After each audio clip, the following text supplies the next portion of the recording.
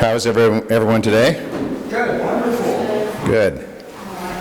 It's Memorial Day weekend, so we do have a lot of people traveling. But I'm glad you're here today. So the notes, we're just going to continue with the notes that we started last Sunday. So if you have those notes, then you just take those out. If you do not, they are behind there where Sherilyn is sitting, and so you could grab those.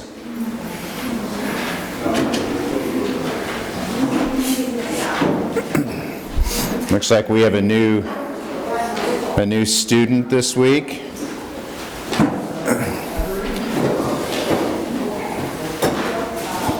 Maybe two new students. Violet, have you been part of this class?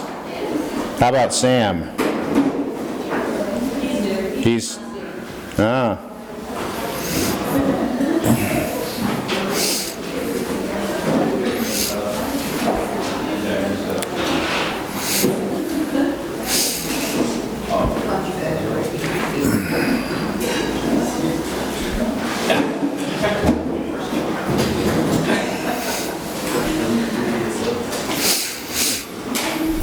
As I was saying, Aaron and Mike, if you do want notes, they're back on that rear table there.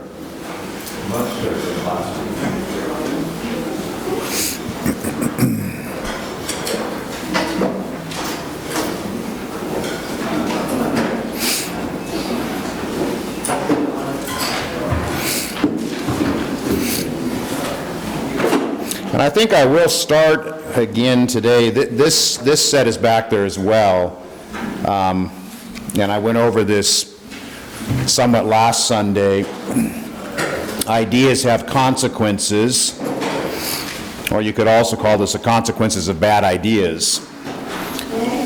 But just some bullet points from a variety of philosophers and thinkers over the last couple hundred years: Rousseau, Darwin, Nietzsche, Marx, Freud, and then Marx and Freud combined. And I just want to remind you of a couple of things on this sheet, because I think what is here is so very important. So with Rousseau, that first bullet point is the denial of original sin. And let's just think about that for a moment and review some things. I hope it is a review. I hope you understand these things fairly well. But let me just ask again, when we use the words original sin, that is, of course, theological language. You can't find a verse in the Bible that uses that precise language, original sin. But the concept is very much in the Bible. And so I'm going to ask you all, how would you define original sin? Let me put it this way. If you're a Christian and you've been a Christian for any length of time, you really need to be able to define original sin. If you can't, there's a problem, I think. And so I want to make sure. What's that?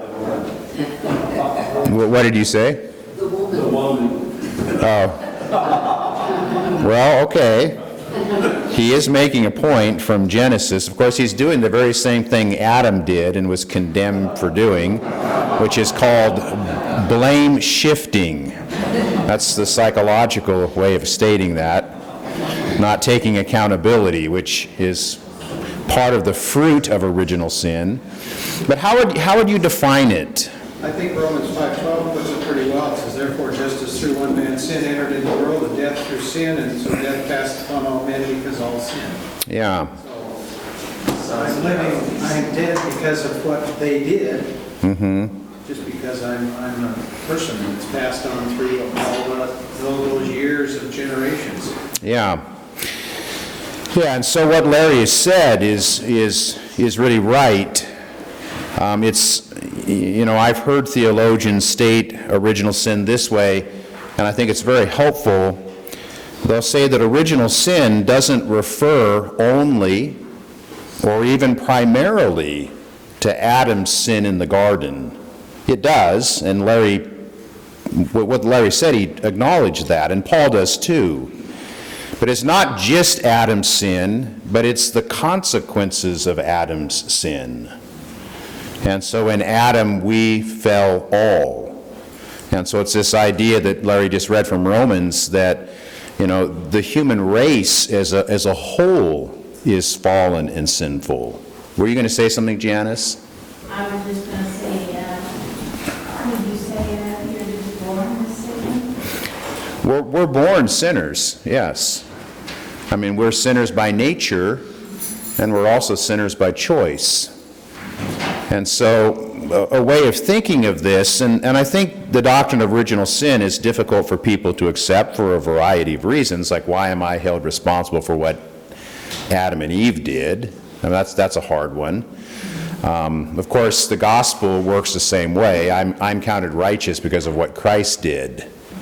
And if I object to an imputed righteousness, which I better not because that's why I'm saved, well, I better be careful if I object to an imputed sin. But I'm a sinner by nature, but also by choice. I've confirmed Adam's rebellion. But we as Americans, individuality is one of our biggest values, and that sometimes keeps us from hearing the Bible, because the Bible isn't written that way. The Bible is written in a much more corporate sense, and so when you think of original sin and you think of the human race, you're to think of like a tree, and Adam is the root of that tree, and we're the fruit of that tree. But it's one tree, and we're all interconnected. So, but if you think about, so that's the doctrine of original sin, but how might understanding that influence how we do life and how we think about ourselves and think about the world that we're in? Any thoughts on that?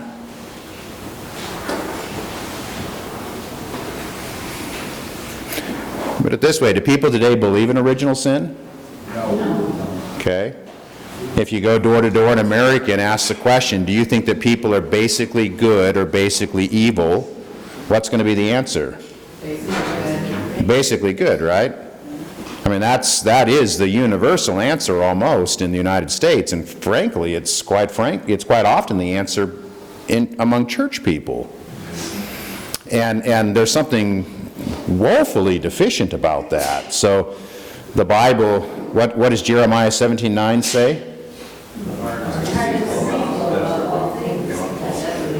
It says the heart is mostly good, and you should feel great about that and about yourself, right?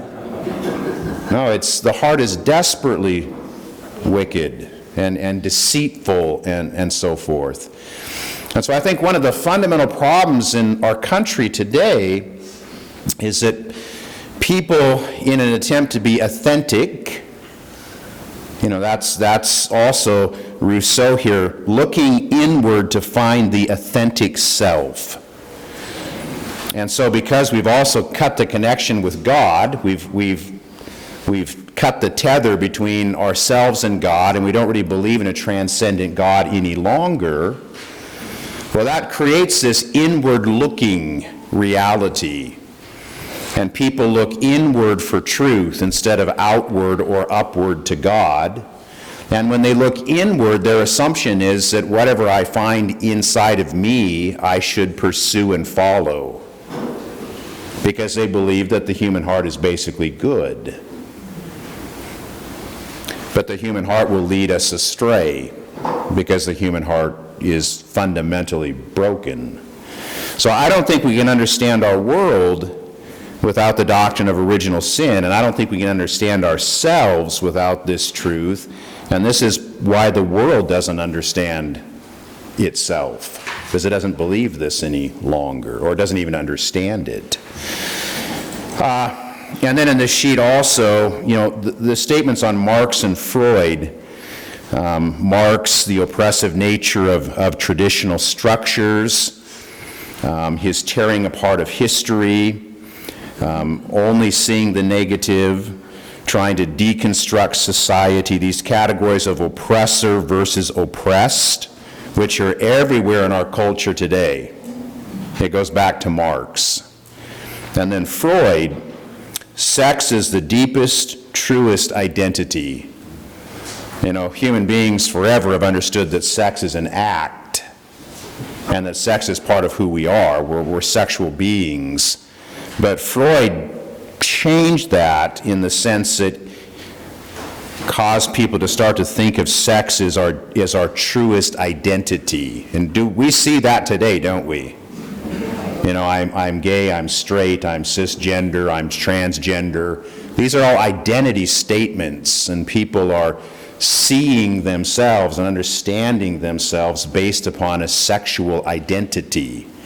I don't think that would have made sense. Well, it wouldn't have made sense just a few years ago, honestly, for many people. But if you go farther back, that would have been an utterly foreign concept. But today it's ubiquitous. So sex isn't an act, it's not just an act, it's an identity. And then Freud, of course, said that civilization and religion are evil, but they're necessary evils. And we talked about that quite a bit last Sunday. Freud hedged his bets a bit because religion is evil because it restricts freedom, particularly sexual freedom. But Freud also was somewhat of a realist, and he recognized that if you just let people do whatever, whenever, with whomever, there's going to be a lot of pain and suffering come out of that, particularly for children.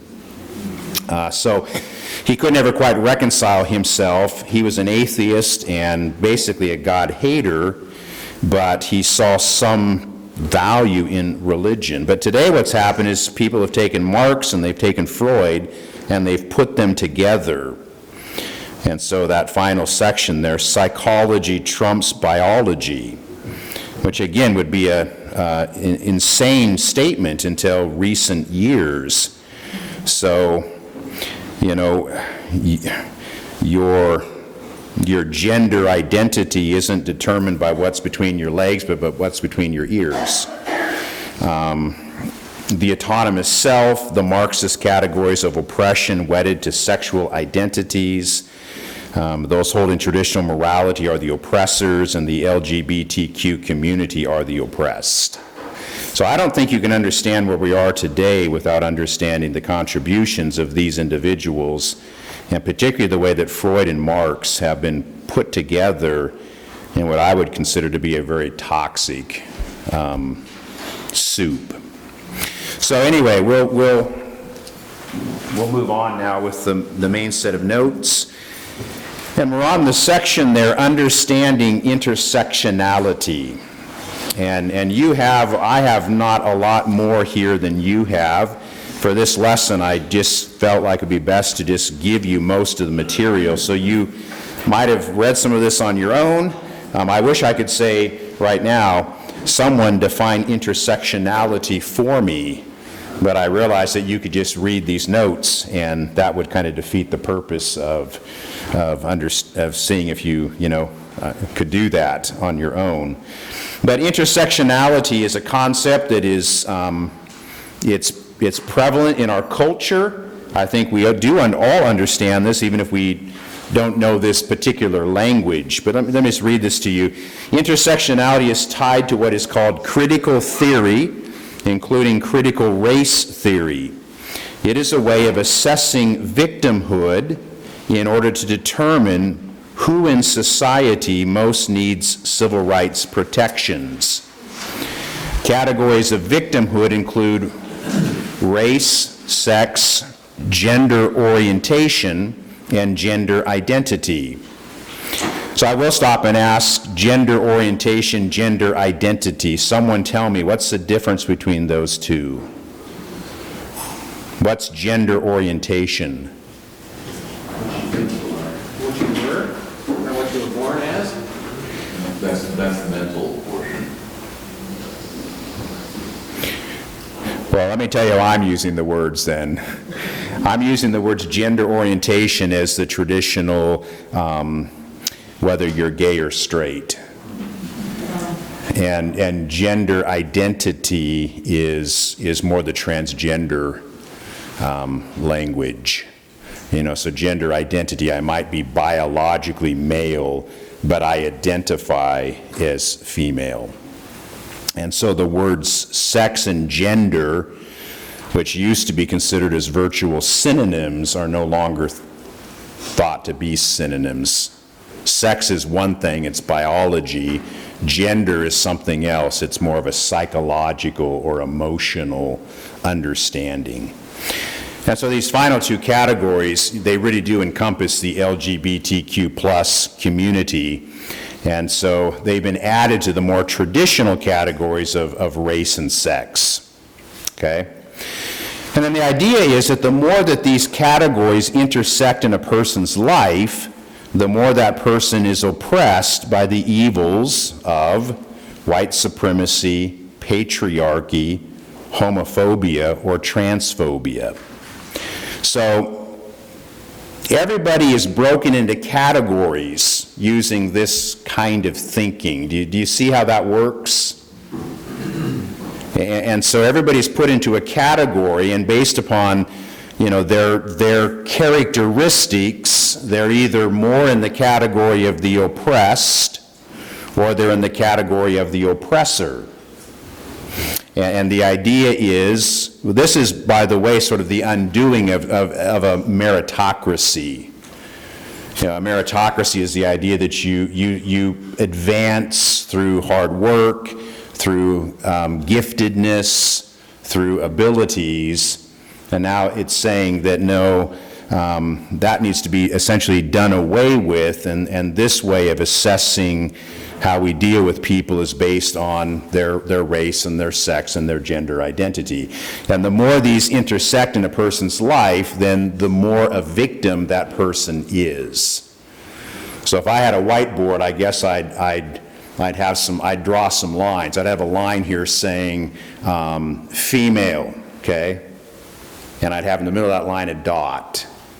And then I have another line that would pass through and meet in that dot, and that would be black.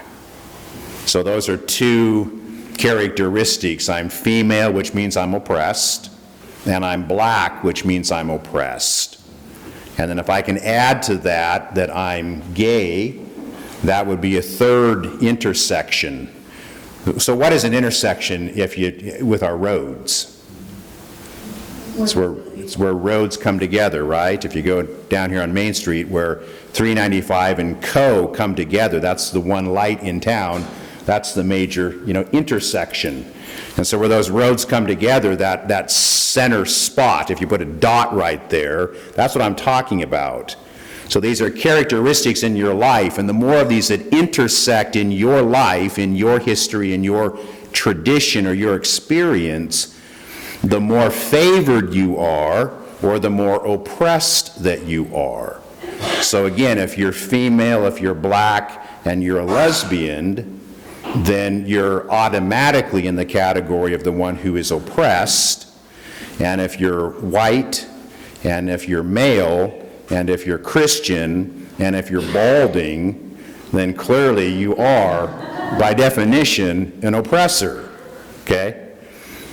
And you see this in the political world, don't you? I mean, it's ever in the political world, but it's caused tremendous division, and we see this now. If you follow the news, there's all the critical race theory in schools and the 1619 curriculum, and there is a lot of pushback right now at that level, and it'll be interesting to see what happens with all of that. But I'm going to stop, and I saw Dan, you're... No, this whole thing, particularly the victimhood part, so in Ruth's battle of the books, so they were talking about middle school, right? Mm-hmm. Battle of the books, we want kids to read, right? When we look at the book list, right, there was only one work of biography, so, historical biography. So everything else was a work of fiction, and it was all centered around all of this kind of stuff. These kids were, oppressed by cops. These I mean, you made up, I guess the point was, they're all works of fiction. So we created a straw man, right, in the kid's head. And you know, they tear it down. And there was only one that was a work of biography about, you know, someone who, you know, actually, in terms of the meritocracy, you know, talking about, you know, common values, hard work, you know, the things that we, you know, in the past, we've all, whether you're Christian or not, you know, we've assumed that these are things that are necessary for society, about people sort of overcoming hardship, or, you know, all these kinds of things that we should be encouraging in you. That was not what's on the book list. Mm-hmm. And it is works of fiction. Yeah. They create straw men. Yeah. And I guess we should add, too, that some of these ideas gain traction and seem credible to people because there is a glimmer of truth in some of them. I mean, there is some racism in our culture, and there is some misogyny in our culture, and there is some sexism in our culture. And so that lends credibility, and instead of looking at those things in a biblical way and how would we deal with those issues in a biblical way, that we're dealing with them in an incredibly unbiblical way. Because what does the gospel do on all of these issues? I don't know if you, I know that you would agree with me, I just don't know how to express this. This ideology, critical race theory and intersectionality, is tearing our culture apart, isn't it? It is creating hostility among races, among sexes, by definition, because it puts everyone in a category and brands everyone as an oppressor or as oppressed. It's ripping the culture apart, and it's creating its own fruit, which is race hatred and so forth. What's the Christian worldview say to this? And how does the Christian view speak into that? Well, two of my favorite passages where he talks about under Christ there's neither Jew nor Gentile, female nor male, and he just goes on to it. We are a people under Christ, and he includes everything, and that's the way we need to operate. We're none of those. We are those things, but under Christ, we are his children, and that's the way we ought to treat each other. Yeah, and so if we're to go back to the first century into the New Testament, then the categories that they were dealing with were the categories of Jew and Gentile. And the level of hostility and hatred between Jew and Gentile is remarkably similar to the level of hatred that exists today among some of these categories. And yet what the gospel does is it roots our identity in Christ, and it roots our identity in the image of God. And it says that the deepest identity about us actually brings us together as one new people under Christ. And even if you're outside of Christ, there's still this bringing together, because every single person is created imago Dei in the very image and likeness of God. And so the gospel is working to bring people together, and the culture, this ideology, is working to rip people apart. Now, the gospel would say that men and women are not identical. There is, I think, within the gospel, within the Bible itself, written into the Bible, is the idea there's an equality of essence, even though there are distinguishing roles. Now, that has its own, that can create, I know for a fact that can create tension, and not in my marriage, but I've lived a long time, and I read theology, and I'm aware of those debates and so forth. But I always think it's significant to point out to people that part of the grounding for that is the Trinity itself. The Trinity is a relationship of three co-eternal, co-equal individuals who do not play the same roles. They just don't. And so the Father within the Trinity initiates, and the Son responds to that initiation. And so if our understanding of relationships, doesn't it make sense that our relationships at a human level would be rooted in the relationship above all relationships, the eternal relationship within the Godhead itself?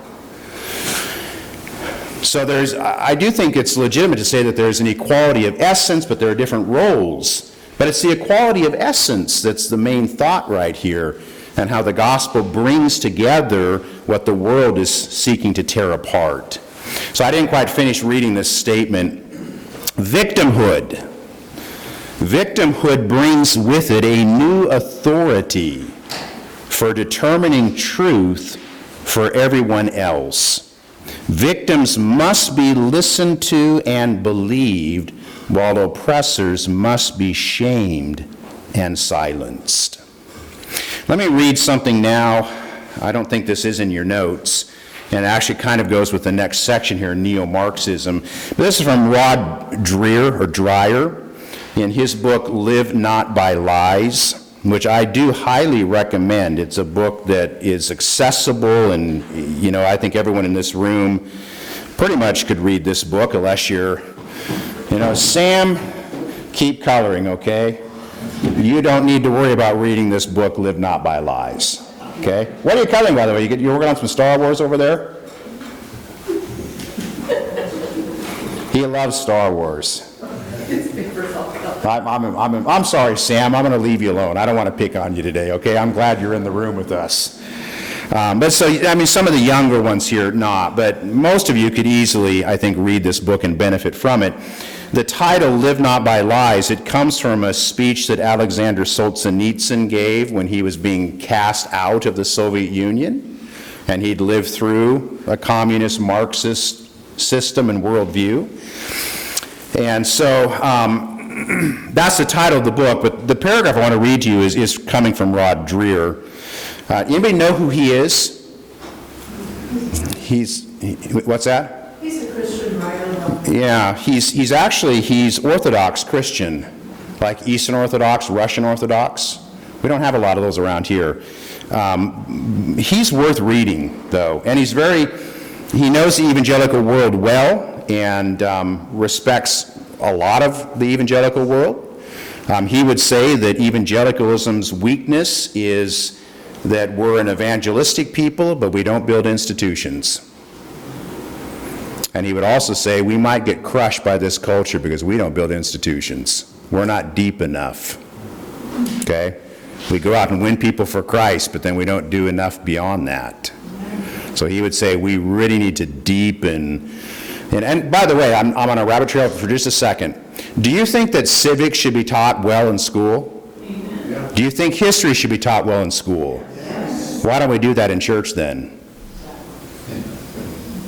Years ago here, I tried to introduce saying things like the Apostles' Creed during worship service. Went over like a lead balloon. Okay? But we need to think about these things. We need to realize if we're going to endure in this culture that Christianity is deeper than the last 20 years. And we really do need to know our story. And so one of the things the elders are wrestling with is how do we do that better?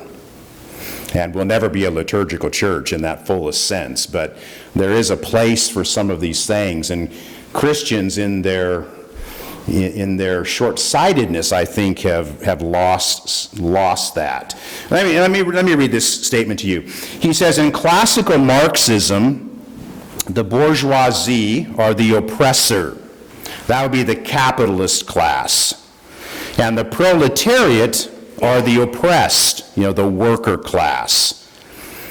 In the cult of social justice, okay, so Marxism applied now to sexual ethics and to race. So in the cult of social justice, now he's showing his hand, isn't he? The cult of social justice. Clearly he's not a fan. The oppressors are generally white, male, heterosexual, and Christians. The oppressed are racial minorities, women, sexual minorities and religious minorities. I love this statement. Curiously, the poor are relatively low on the hierarchy of oppression, which is different than classical Marxism.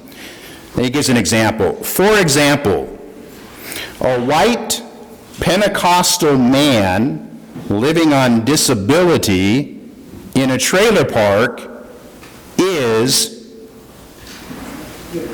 an oppressor. Okay? He has to be. Based on the ideology, he has to be an oppressor. He can't be anything else. So again, the white Pentecostal man living on disability in a trailer park is an oppressor, whereas a black, lesbian, Ivy League professor is oppressed. Justice is not a matter of working out what is rightly due to an individual per se, but what is due to an individual as the bearer of a group identity. That makes sense? Isn't that a good paragraph? But that is the world that we find ourselves in today. If you have these characteristics, you're an oppressor, and you have those characteristics, you're oppressed. So if you wear a blue uniform to work, guess what? You're an oppressor, right? And if you have a flag that says Blue Lives Matter, you're an oppressor. And I'm not saying that cops are perfect people, right? Why would I not say that? How did we start this morning? Human nature. They suffer under original sin just like all the rest of us, right? But I would say that cops, for the most part, seem like decent folks trying to do a hard job. But there's an ideology out there, defund the police, because it doesn't matter. And it's interesting, too, it doesn't even matter if you're a minority policeman or a female policeman. If you're a policeman, you're in the oppressor category, and we just can't have that. So we're living in, obviously really bizarre times. Anybody remember the beer summit from a number of years ago now? What am I talking about, the beer summit? When the police invaded Gates' home, he'd just come home from vacation, and they thought he was breaking into this house. He's black. Uh-huh. And so it was a big brouhaha. So Obama, first of all, he kind of stepped on it by saying that the police acted wrongly and they were terrible. So then he decided to fix it with a beer summit between the police officer and Gates, and it was real awkward. Yes. Yeah, your memory is very good. Did you read this recently? No, I just remember it was Yeah, your memory's better than mine.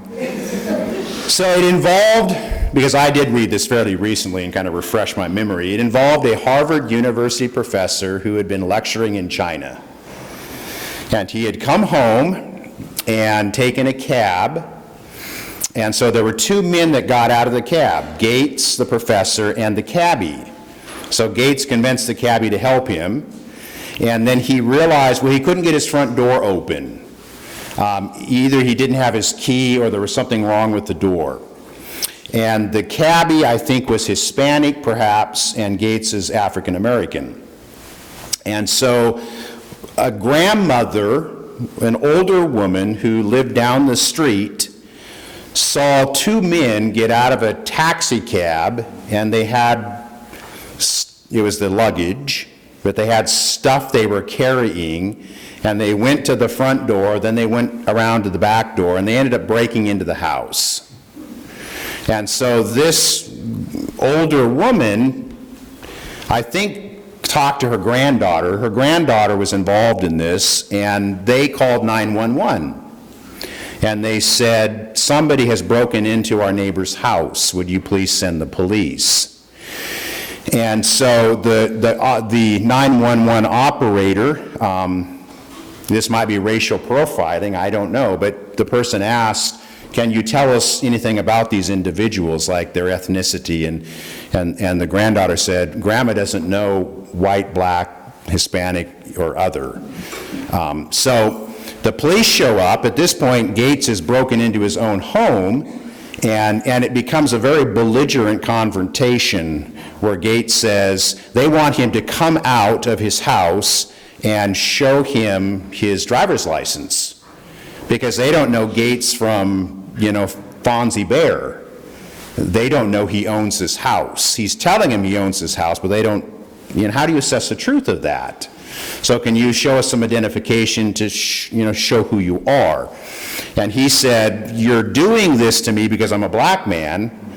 And so it ended up that they actually put him in handcuffs, and then that's when Obama became involved. He was asked to comment, and he said, he started talking about race and how this was racially motivated. The police officer had voted for Obama. He is 110% liberal politically, and was also the director of their diversity department for the police department. And so he would be like the number one guy in the whole department, in the camp of showing respect and promoting diversity. It quite frankly, quite possibly saved his job, because his record was spotless. And then I think Obama at some point realized he'd sort of stepped in it, and so his solution was the beer summit, where they all sat down, and the police officer gave the black Harvard professor his handcuffs, and the Harvard professor then donated them to a museum concerning civil rights, as to make the point that he had been oppressed by this white police officer. And so that's going back quite a bit in history now. That was early in the Obama administration, so that's probably back 2008. And it was reported back then as, this is racism. That's why this all happened. And I simply point that out today because it reminds us, I think that was a somewhat important moment when the president spoke into this. And from that moment forward, it seems like race has become more and more and more divisive in our culture. All right? I have a few other things I could share with you, but any comments? I hope if someone sees me shadowy trying to break into my house late at night, that they call the police. Yeah. All you do is like, look, it's me, this is my address. Okay, I'm ready, and we're done. Now, that situation would have been resolved if he had just given his identification. Sir, it has nothing to do with what color it is. There's a figure breaking into a house. And that's just Yeah. I've actually been in this situation. My dad and I came home and someone had broken into our house some months before, and the bathroom was busted up. Someone saw it, called the police. Police came to the door, said, hey, what's going on? Came outside to show ID. Thanks, have a great day. And it doesn't take much to defuse that situation.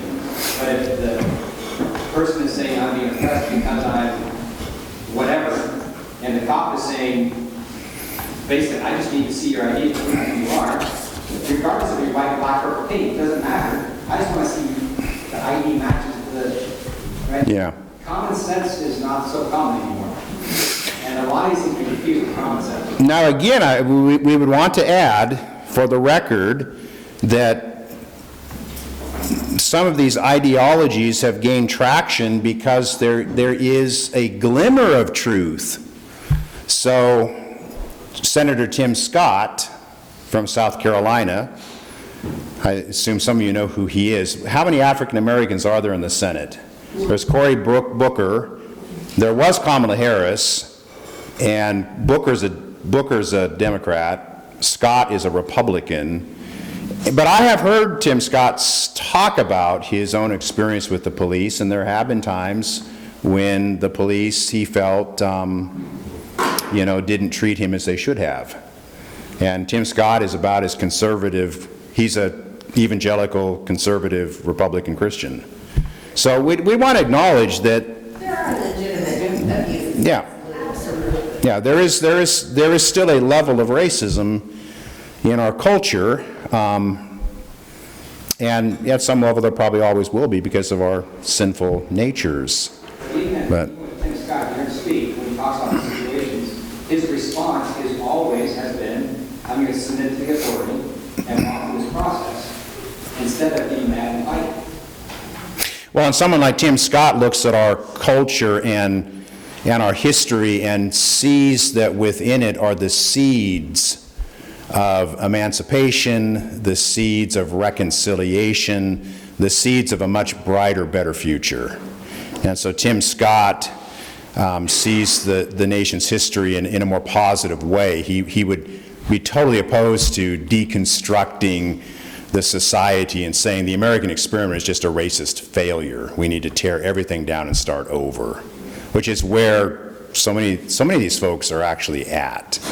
But as another example of this, Also, seem to think that racism began in 1619. yeah, You know, the truth is, well, when you look at the New Testament, Philip said to, I can't remember which disciple he said to, but what good comes out of Nazareth? And then you go clear back to the Egyptians, their hatred of the fear of the Hebrews, so they decided to kill their baby boys to keep the population down. I mean, and then the Turkish people and their Armenians and the murder that went on among the Turkish people towards the Armenians. I mean, it's just, we're not the inventors of racism because human beings being flawed and don't like the other people who are different from them. That's how one of our symptoms of our sinfulness. go ahead, Lloyd. When you talk about Tim Scott, going back to your drawing on the whiteboard, the intersectionality. On my imaginary whiteboard. Yeah. What you said was all true, but there's all these little caveats to it, because Tim Scott might as well be a white man in that intersectionality, because he doesn't think right. So the intersectionality may appear to be outward expressions of color and race and sex and everything else, but when you get down to it, it's things. Yeah, I think Tim Scott would probably say in his own experience, the most biased perspectives that have been directed towards him are actually coming from people on the left who say, Uncle Tim, or say you're not really a black man because you don't follow the line, you don't think like you should. In your whiteboard, he would have belonged in the oppressor class. But now he's not in the oppressor class. He switched from being oppressed to being an oppressor. Because of his thinking, not his color. When you get right down to it, it wasn't his color. Yeah. Same thing with Justice Thomas. There's dozens of these. And I think we said this last week, but it's just worth repeating how different the current race ideology is from the civil rights movement of the 1960s. What's the most iconic, famous statement that Dr. King ever uttered? Content of your character and the color of your skin. And he looked forward to the day when his children would be judged by the content of their character, not the color of their skin. I mean, the Black Lives Movement seems to be the utter opposite of that perspective. I mean, Dr. King's view has been totally repudiated in Black Lives ideology. And that's just, the irony of that is just sort of, you can't really express how deep that irony actually is. One more comment, it goes back to, King was talking, in my mind, what he's saying is that the content of this individual's character, right? Not the content of the group that he belongs to's character. And I think we're going to keep bumping into this, how are you saved? Are you saved as an individual or are you saved corporately? Are you judged individually or are you judged corporately in a group? Yeah, and you would say that, that Martin Luther King, despite, he had moral failures. If you've read his story, I mean, his life had problems. But there was greatness in King. And hopefully we can see that. But King and the civil rights movement of the 60s was coming out of a Christian worldview, whereas the modern Black Lives Matter, civil rights, LGBTQ movement, it's all connected ultimately. And so in other words, Dr. Martin Luther King, you would say his Lord was Christ. These other folks, you'd say their Lord is Karl Marx and Sigmund Freud. Okay?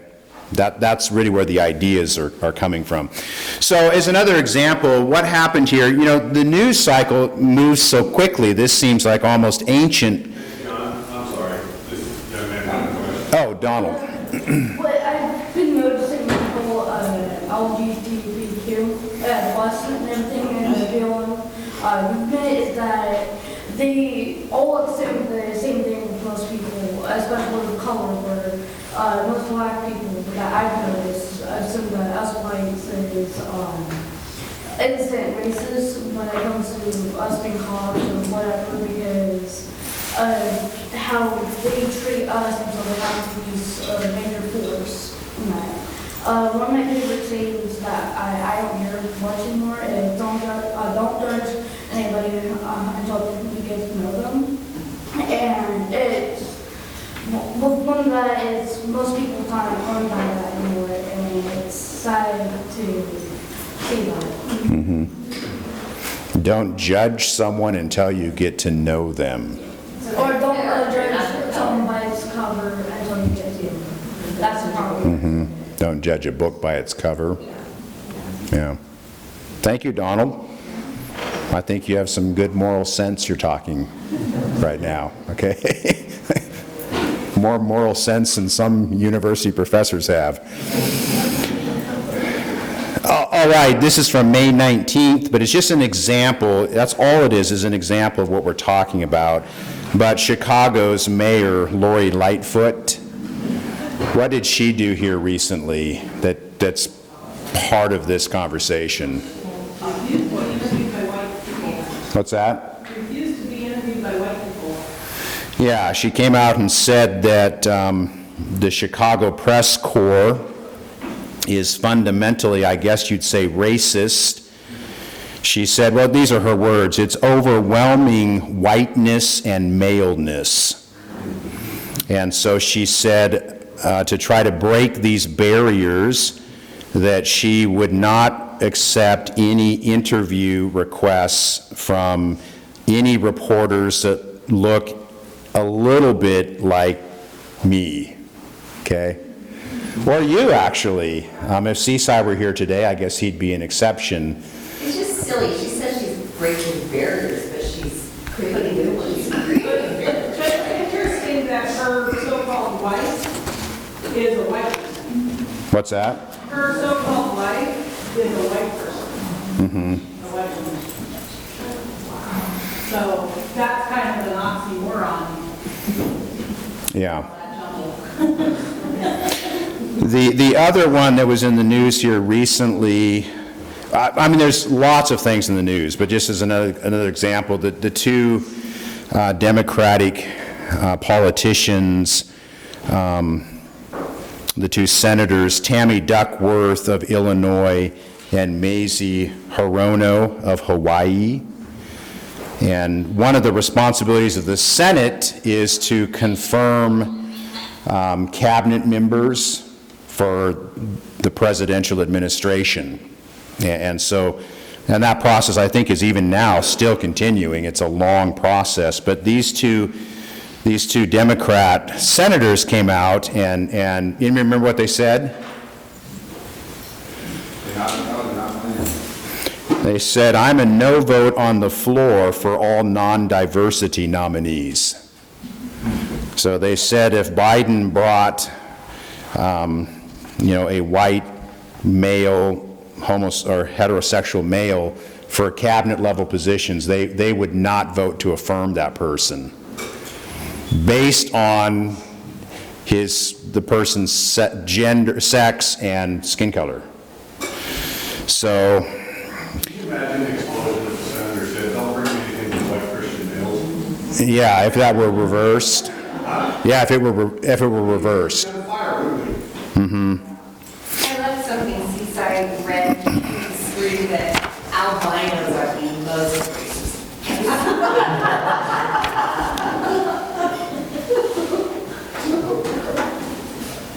Let me read just, there's a lot I could read from this. I could read their own words to you.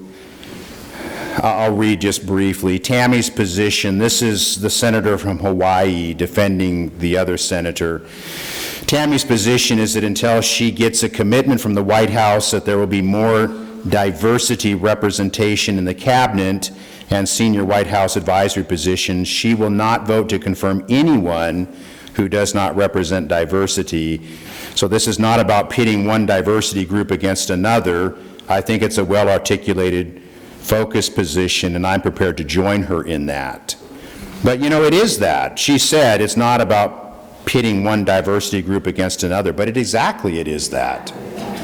So she's saying one thing, but she's actually lying in the act of saying it, because it's precisely that. In her thought, a white male does not have any diversity. I mean, that's really what they're saying, is if you're a white male, there's no diversity in you. You don't have to have. I'm not trying to fit the gays and the lesbians and the transgender together. But if you're a white male, then you don't fit any diversity, therefore you don't matter. That's really the logic of what she's saying. Yeah, another way to think about this too, I suppose, if you applied this to the NBA, I mean, I'd be on the All-Star team, right? Anyway, let me read a couple of paragraphs to you. This is just a person from that ideology, and they're speaking about COVID and the last year and a half and so forth, picking this up midstream. This is an enormously complex and, yes, diverse society. We have very little in common with each other apart from the fact that we're all Americans. Actually, this is a person responding to this other individual. There are 350 million people living within the borders of our country. Most of us can't leave, so we have to live together. If you want Americans to live peaceably without hurting each other, you have to treat them as individuals, not as members of warring tribes. You have to guarantee every American identical opportunities to work and live and go to school, as well as identical judgment under the law, equality under the law. You can't just announce that Americans of a certain color can't have jobs. If you do that, things will tend to fall apart quickly. We fought a war over this once, by the way, one that killed 700,000 people. And then this author quotes a person from, this other ideology. And so the Nation magazine, the flagship publication of the American left, just ran a piece with this title, "I Am Not Ready to Re-Enter White Society." It was written by Harvard law graduate Ellie Mistiel. I don't know who she is, but I just want to read some of this to you. The opening reads as follows. "I've said here and elsewhere that one of the principal benefits of the pandemic is how we've been able to exclude racism and whiteness generally from day-to-day life. Over the past year, of course, I have had to interact with white people on Zoom, or watch them on television, or worry about whether they would succeed in re-electing a white supremacist president. But white people aren't in my face all the time. I can more or less only deal with whiteness when I want to. White people haven't improved. I've just been able to limit my exposure to them." This is someone who went to Harvard Law School.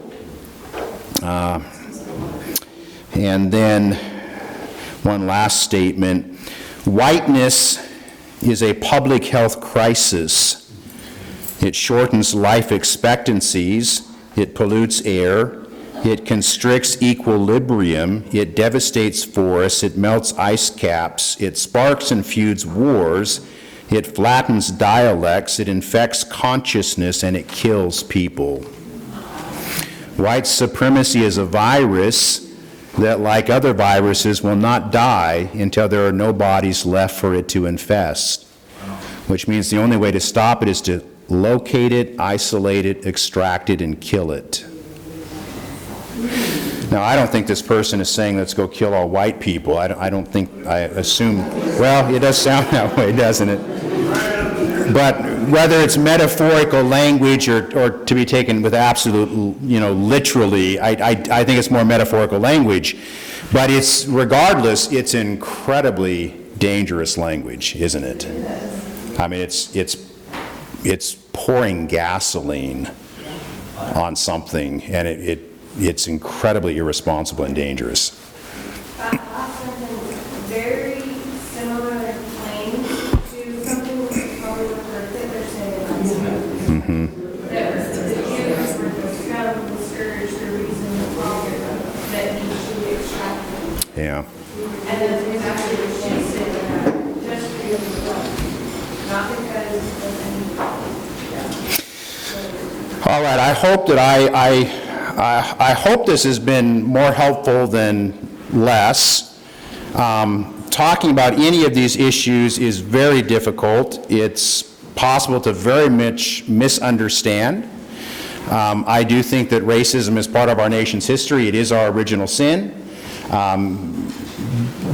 My concern is right now the ideologies trying to deal with racism are not Christian, they are not godly, they are not healthy, and they're not going to help.